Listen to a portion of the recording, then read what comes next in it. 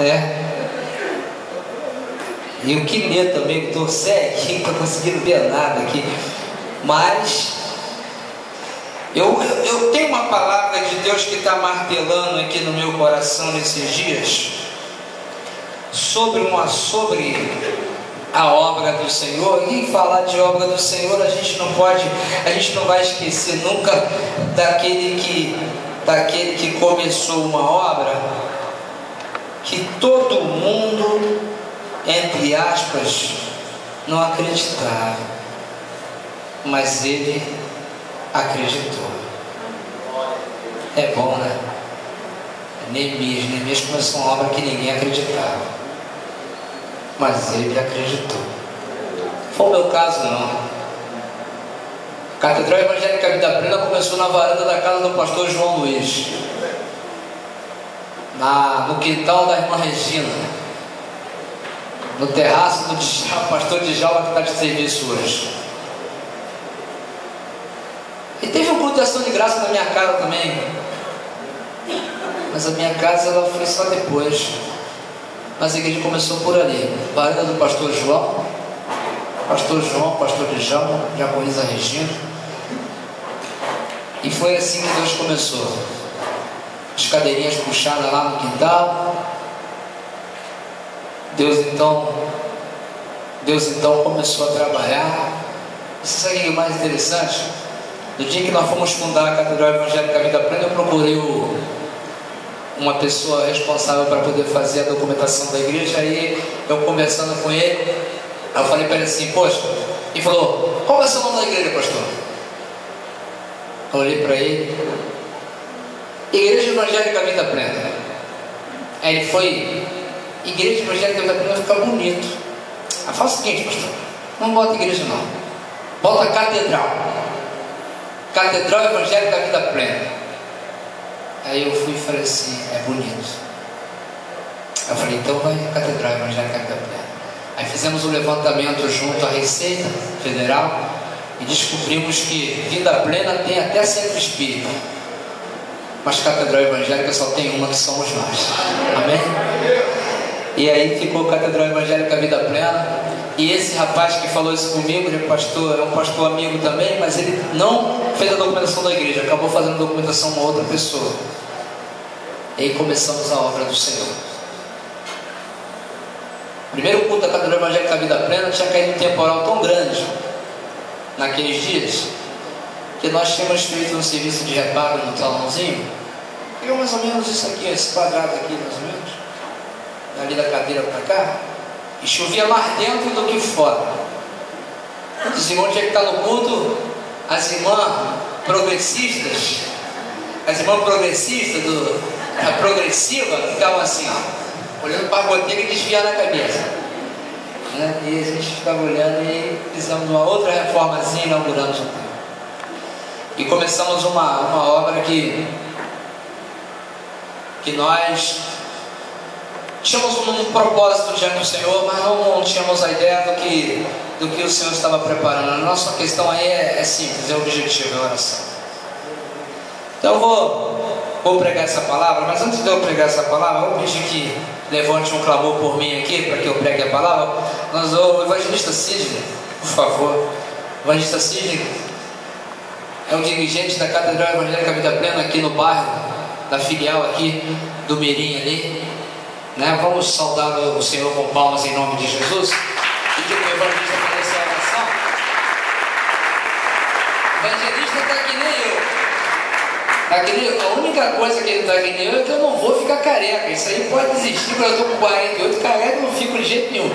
Mas está que nem eu, está dando murro, tadinho, está quebrando pedreira ali, junto com o diácono Jogo, com a diácono Sueli, com a esposa e com outros irmãos ali.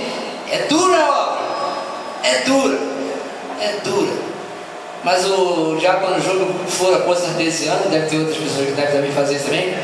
A boa água sai da rocha, amém? Então o evangelho assim, olha só, vai furando aquela rocha, né? Quando a água jorrar, meu filho, opa, vai ser da boa, amém? Vamos lá, eu pedi para ele, vamos ficar de pé, queridos, ele vai estar orando por mim em nome de Jesus, para nós pregarmos a palavra de Deus. Amém, graças a Deus. Feche os teus olhos, por favor. A paz do Senhor Jesus Cristo seu coração. Vamos estar orando para nós receber a melhor parte do culto. Tudo é gostoso, é maravilhoso, louvar, adorar, dançar, mas a melhor parte é a palavra. Foi louvada aqui, a palavra ela é escudo e é broquel para aqueles que creem na palavra de Deus. Feche os olhos.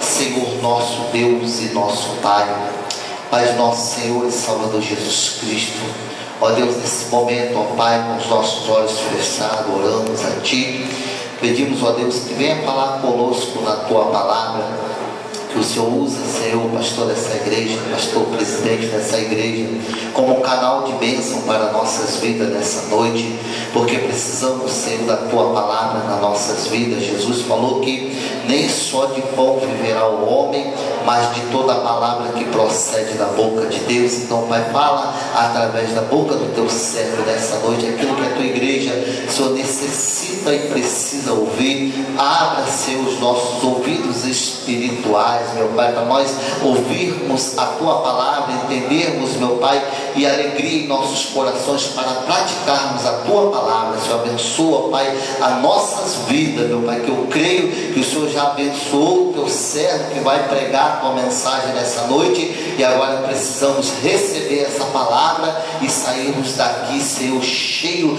da Tua palavra em nossas vidas, para a glória e para a honra do Teu santo nome. Amém e amém. Graças a Deus. Glória a Deus, amém? Então vamos aí rapidamente, Neemias, capítulo de número 6,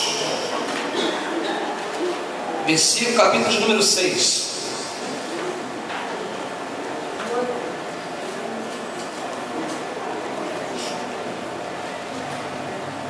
Capítulo de número 6, versículo de número 4. Diz assim: 4 vezes me enviaram o mesmo pedido, e eu, porém, lhes dei sempre a mesma resposta. Pedido eu, porém, lhe dei sempre a mesma resposta. Então Sanbalate me enviou pela 5ª vez o seu moço, a qual trazia na mão uma carta aberta, do teor seguinte: entre gentes se ouviu, e Gesem, diz tu aos judeus, intentais revoltar-vos por isso, e reedificais o muro, e seguido se diz, queres ser rei deles, e puseste profeta para falar em teu respeito em Jerusalém, dizendo: esse é o rei de Judá. Ora, o rei ouvirá isso, segundo essas palavras, vem pois agora, e consulta-lhe juntamente. Mandei dizer-lhe: de tudo o que dizes, coisa nenhuma sucedeu. Tudo teu coração é que inventas, porque todos eles procuraram atemorizar-nos, dizendo: as suas mãos largarão a obra, e não efetuará. Agora pois, ó Deus, fortalece as minhas mãos. Pai, obrigado pela palavra. Fale aos nossos corações em nome de Jesus. Amém? Tá aqui, glória a Deus. Pode sentar, queridos, em nome do Senhor Jesus. Está aqui um pedido bem legal, um pedido bem forte, né? Deus, fortalece minhas mãos. Essa talvez seja uma das coisas mais significativas na vida ministerial de uma pessoa. É pedir ao Senhor que o Senhor venha fortalecer, adestrar as mãos. Sabe, eu estava falando cedo com meu irmão que toca o cavaquinho aqui, né, do louvor aqui. Estava falando com outras pessoas. Ao longo de algum tempo de ministério, eu fico vendo o quanto Deus ele é bom conosco, porque hoje, se eu fosse fazer um encontro de casais hoje, e se eu enviasse carta aos casais que já passaram pelo meu ministério de fazer casamento, eu já teria que convidar uns 27 casais aproximadamente, porque aos longos anos aí de pastor, realizamos 27 casamentos já ou mais, tanto com cerimônias simples como cerimônias um pouco mais sofisticadas. Deus tem adestrado a mão do ministério da nossa igreja para fazer a obra dele.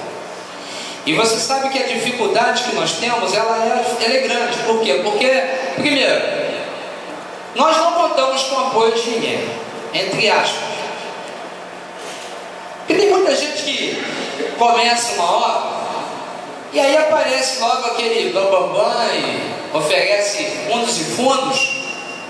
E nós, graças a Deus, temos essas pessoas que colaboram conosco em alguns momentos, mas que também é uma recíproca gostosa, porque é amor à obra de Deus e também ao ministério. Não porque querem que a gente faça nenhum tipo de troca de favores. E eu estou diante de um texto do Sagrado muito interessante, porque quando Neemias começa a construir o muro, alguns elementos são importantíssimos. O primeiro elemento da construção do muro importante chama-se propósito. O interesse de Neemias não era de cunho pessoal. O que levou Neemias a propor no coração, a edificar o muro? Você já sabe. Foi quando ele recebe as notícias vindas de Jerusalém, e ele pergunta, e aí respondem para ele assim: estão abatidos, estão tristes, estão sem morada, estão destruídos, estão sem pátria. Neemias então começa a orar a Deus e começa a pensar e pôr no coração a construção do muro. E para isso ele precisava repatriar alguns homens que estavam sem nenhuma esperança. E aí, querido, você pegar alguém que está por cima e falar: pô, vem comigo, cara, fecha comigo, porque eu e você damos resultado, eu e você, nós somos bem-sucedidos, vem comigo e vamos fazer. Mas uma coisa é você chegar para outro camarada e falar para ele assim: irmão, olha só, tem nada para te oferecer não, tem nada para te dar, mas a gente precisa fazer isso aí, vamos edificar este muro aí. E aí começa um processo de oração, um processo de busca. A Bíblia diz que Neemias não revelava para ninguém o desejo do coração dele. Isso me faz lembrar uma coisa. Essa semana, fazendo uma visita, quando saí daqui, deixei minha esposa com a minha neta aqui no ensaio aqui das irmãs aqui e da coreografia do louvor das crianças. Eu fui fazer visita a uma pessoa, e quando eu cheguei lá, ela não é membro da nossa igreja, mas é uma conhecida muito antiga. Eu fui lá visitar ela, e numa conversa com ela, ela perguntou para mim assim: Pastor Fidelis, quem é que fez a planta da igreja? Quem é que fez a planta baixa? Quem é que fez a planta alta? Eu olhei para ela e falei assim: sei não. Tem não, pastor? Tem não. Não teve nenhum engenheiro, nenhum projetista. Bom, aqui da terra não teve não. Mas cada coisinha dessa aqui que o dia amanhecia, a gente ia fazendo, e o resultado é o que vocês estão vendo hoje. Fosse colocar uma plaquinha na frente: engenheiro responsável, eu tinha que colocar lá: Pai, Filho e Espírito Santo, porque não teve engenheiro responsável.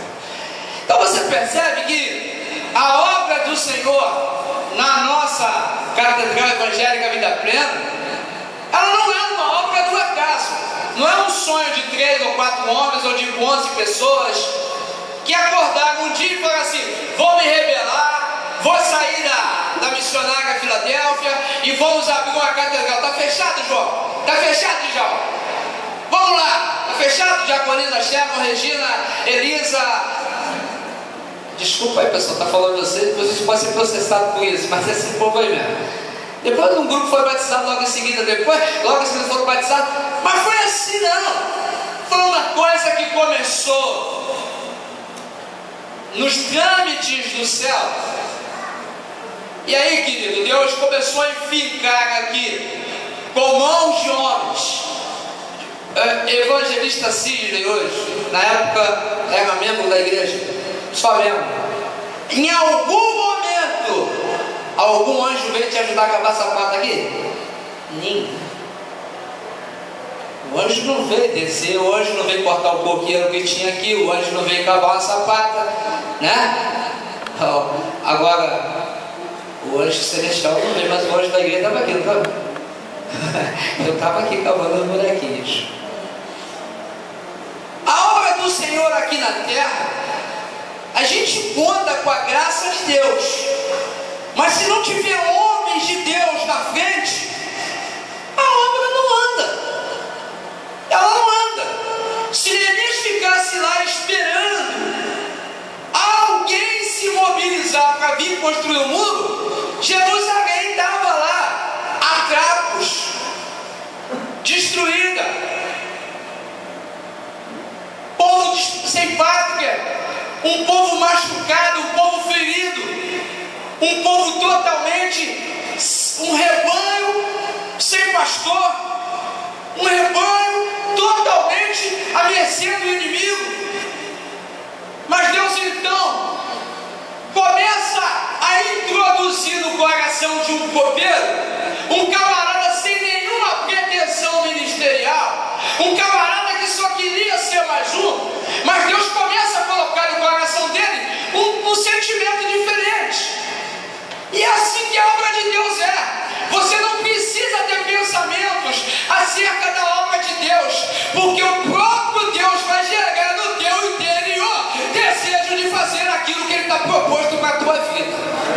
Você precisa ficar aqui, Senhor, eu quero saber como é que é isso, como é que é aquilo. Querido, se é de Deus o negócio, se Deus vai te usar, se você vai pastorear, se você vai ser um homem, uma mulher ungida de Deus para a obra, pode começar a orar. Começa só a orar, porque Deus vai adestrar a tua mão para uma boa obra e ninguém vai tirar essa mão de Deus sobre a tua vida.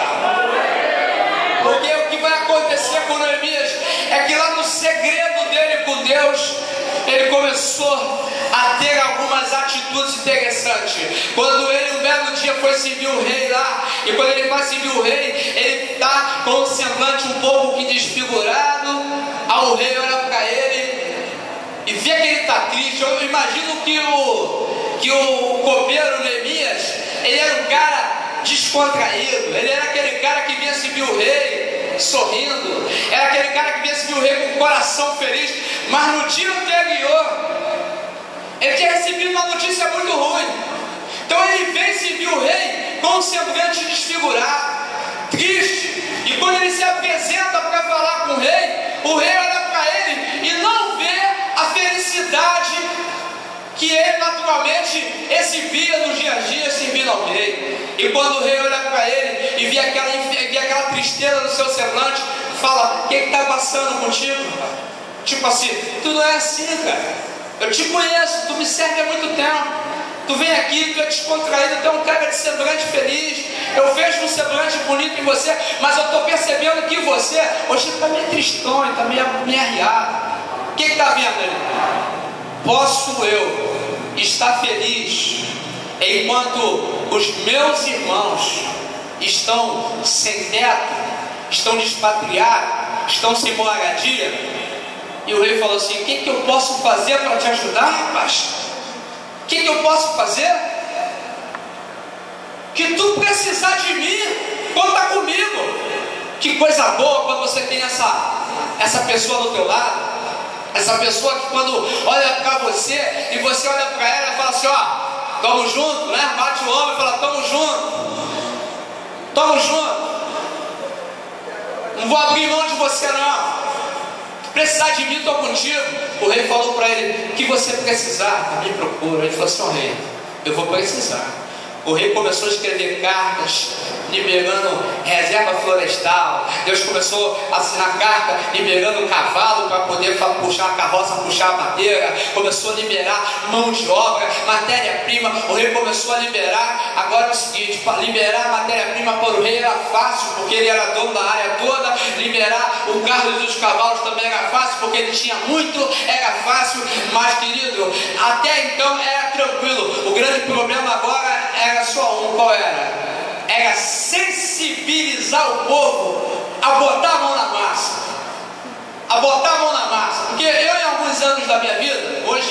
o discurso veio mudando, mas ao longo da minha vida eu costumava dizer o seguinte, que a obra de Deus, infelizmente em alguns pontos, ela é muito interessante. Eu comparo ela assim, desculpa, talvez eu seja um tanto quanto antiquado acerca disso, mas eu comparo ela assim, a uma carroça, que tem um burrico lá na frente puxando, tem um grupo sentado em cima, vai, e tem um grupo atrás segurando, não sai daqui não. Isso é uma linguagem figurada de que a gente que quer chegar em contraponto, a gente que puxa até ver resultado, e a gente que fica travando assim, não vai para lugar nenhum, não vai dar certo. Neemias precisava contar com apoio, e agora ele precisava do povo, e para colocar o povo em ação, eu acredito que foi uma das tarefas difíceis. Por quê? Porque o problema ali não era só a dificuldade do povo estar desacreditado, do povo estar triste. Tinha outra coisa, tinha lá alguns abençoados, como Sanballat, Tobias, que ficavam escrevendo cartinha, falando um montão de blá, blá, blá, blá, blá, querendo te tirar. Se já não tinha ânimo, queria tirar totalmente o desânimo. É assim, quando você está empenhado em fazer uma coisa, empenhado em fazer a obra de Deus, o que não falta são pessoas assim, que ficam ali, tentando persuadir um ao outro a desistir, a parar. Olha, eu me lembro que em 2010 inauguramos aqui em cima,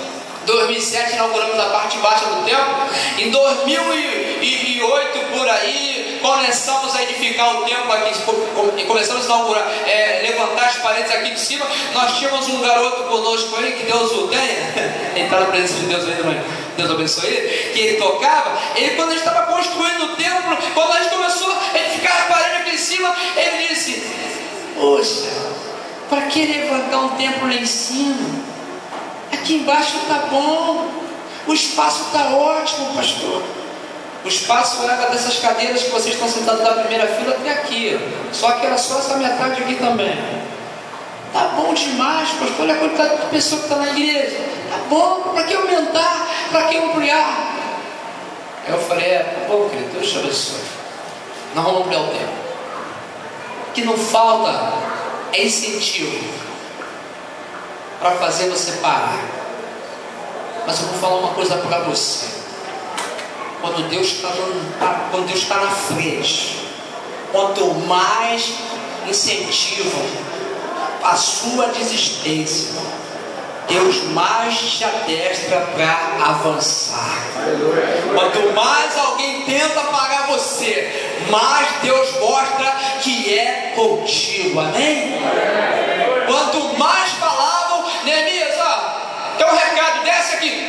Eu não posso descer, estou fazendo uma grande obra. A Bíblia, ele fala que o camarada mandou 1, 2, 3, 4, 5 vezes recados para que ele pudesse parar e voltar. E por fim, quando ele viu que o homem não descia, falou assim: fala o seguinte, vai lá e fala com ele que tem profetas aqui que estão anunciando, já começou a fazer combinar uma situação, profeta que ele vai ser rei, o rei não está se agradando, o rei não está gostando desse negócio, então vai com ele, fala para ele. E quando chegaram a dar recado, ele falou assim: olha só, tudo que vocês estão falando é do coração de vocês.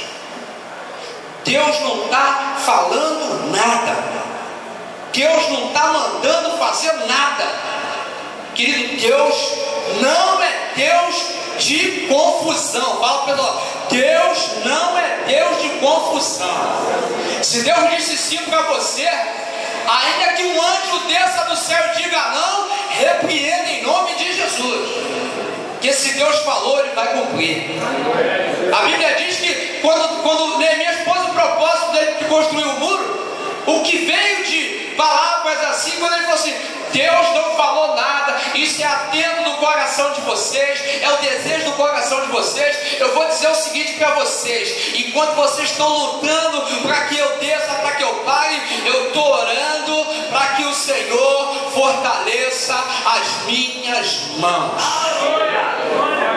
Quando alguém começa a ver você edificar uma parede, quando alguém começa a ver você botar uma pedra fundamental, começa a ver você a botar lá as primeirinhas, aí vem, olha, viu que você já chegou a 1 metro de parede, vê que você chegou a 2 metros, 3 metros de parede, você já avançou 5, 6 metros de largura, 10 metros, daqui a pouco chega mais um, todo mundo fica de longe te olhando com desconfiança, mas quando vê que você é daquele que está fazendo a boa obra, que você não desiste, que confia no Senhor, você vai à luta e Deus adestra as tuas mãos. Vou falar para você uma história pessoal. Muitas coisas interessantes aconteceram na minha vida, mas olha só. Em 1986, eu me casei. Em 86? Em 86 eu me casei. 5 de março de 1986. Eu lembro, já contei essa historinha aqui. Eu lembro que quando eu cheguei, sempre fui pobre. Hoje eu sou rico, da graça de Deus, né? E sempre fui pobre, hoje eu sou rico da graça de Deus. E fui me casar. Aquela coisa toda. Mulher nova, bonitinha, garotinha, 21 anos, eu com 20. Todos dois, flor da idade, né? Magrinho, 59 quilos, não estava nem uma pena, né? E eu, casei, mulher, 1,70m, bonitona, passava pelo tubo, ficava olhando para ela. Eu, como é que esse moleque conseguiu namorar essa menina, hein? E eu era um moleque, cabeludo, cabelo fino até aqui. Eu lembro que quando eu fui chegar na lojinha, que eu fui comprar o meu enxoval, na lojinha. Era assim, chegava lá na lojinha do fulano, seu fulano, você pode enxovalzinho aí para casar? Cama, mesa e banho? Pagar em 3, 4, 5, 10 vezes? Era crédito assim, pastor já sabe tanto que eu estou falando. Aí vai lá e comprava, fazia aqueles cartãozinhos assim, prestação, que lá dava 10 reais pro cara, o cara descontava. Olhava e casei assim mesmo. Eu era um cara de fé. Não tinha onde cair morto entre aspas, pega bem, porra. Minha família sempre foi muito humilde, graças a Deus. A pobreza não é um problema. Nós éramos muito humildes. E assim foi. No dia que eu fui fazer esse enxoval, que eu cheguei, o cara viu comprando um montão de coisa, cama, mesa, banho e tudo, e vai empilhando.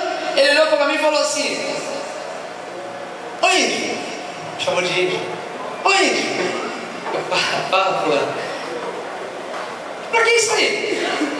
Eu falei, pô cara, vou casar. Aí ele falou assim: tá maluco, rapaz? Tu vai casar? Quanto você tem? Fazer 20, tô com 20. Pô, vai casar hoje pra você pagar amanhã, cara? Todo mundo com 20 anos, você tá doido? Aí eu olhei pra ele: irmão, tem jeito não, dona Maria tá grávida e tem que casar. Agora o negócio ficou estreito. Vamos lá. Comprei. Ele falou: pô, a gente tá fazendo besteira. Eu falei: tá bom. Comprei tudo. Me casei. O dia que eu fui me casar, pastor João, nessas fotos reviradas aí, achei a foto do cartório. Você tinha que ver quantos padrinhos o testemunho estava assinando. Parecia que estava todo mundo no velório.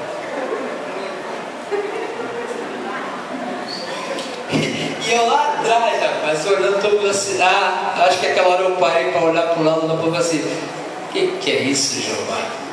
Tinha a menor ideia do que eu estava fazendo. Mas quando eu acabei de assinar aquele papel, eu estava casado, você imagina, eu 59 quilos, minha esposa tinha um problema no pé, Jesus curou o pé dela, com o tempo Jesus curou, eu tive que subir esse cara do cartório com ela no colo. Eu com 59, ela um pouquinho mais do que eu, não vou falar quanto era, mas era um pouquinho mais. Subi aquela escada sofrendo com ela. Eu cheguei lá em cima, botei ela lá em cima, falei: aleluia, glória a Deus, botei ela lá em cima, eu me casei. Eu falei pro camarada, quando eu peguei o pau de enxoval, eu falei com ele assim: vamos ver onde vai dar isso. Passou alguns anos, eu fui lá e renovei com ele no enxoval. Aí ele falou: e aí? Eu falei assim: ó, os 6 meses passaram, já são 4 anos. Aí ele: pô, que legal, parabéns, que você quer. Bom, outro dia nós fizemos 27 anos de casamento.